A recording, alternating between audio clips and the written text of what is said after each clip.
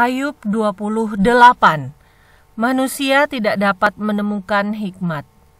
Memang ada tempat orang menambang perak dan tempat orang melimbang emas. Besi digali dari dalam tanah dan dari batu dilelehkan tembaga. Orang menyudahi kegelapan dan batu diselidikinya sampai sedalam-dalamnya. Di dalam kekelaman dan kelam pekat. Orang menggali tambang jauh dari tempat kediaman manusia. Mereka dilupakan oleh orang-orang yang berjalan di atas. Mereka melayang-layang jauh dari manusia. Tanah yang menghasilkan pangan, di bawahnya dibongkar bangkir seperti oleh api. Batunya adalah tempat menemukan lazurit yang mengandung emas urai.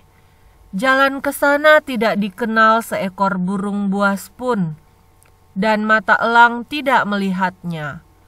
Binatang yang ganas tidak menginjakan kakinya di sana, dan singa tidak melangkah melaluinya. Manusia melekatkan tangannya pada batu yang keras, ia membongkar bangkir gunung-gunung sampai pada akar-akarnya. Di dalam gunung batu ia menggali terowongan dan matanya melihat segala sesuatu yang berharga. Air sungai yang merembes di bendungnya dan apa yang tersembunyi di bawahnya ke tempat terang. Tetapi di mana hikmat dapat diperoleh, di mana tempat akal budi, jalan ke sana tidak diketahui manusia dan tidak didapati di negeri orang hidup. Kata Samudra Raya, ia tidak terdapat di dalamku, dan kata laut, ia tidak ada padaku. Untuk gantinya, tidak dapat diberikan emas murni, dan harganya tidak dapat ditimbang dengan perak. Ia tidak dapat dinilai dengan emas Ofir, ataupun dengan permata krisopras yang mahal, atau dengan permata lazurit.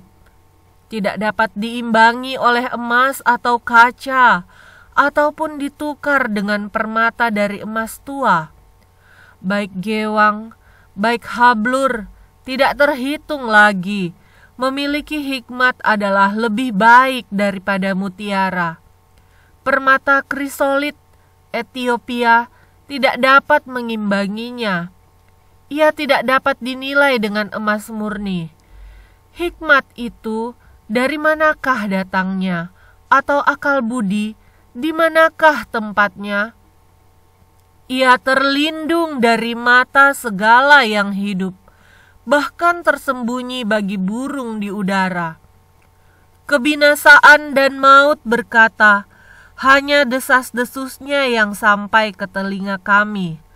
Allah mengetahui jalan ke sana, ia juga mengenal tempat kediamannya.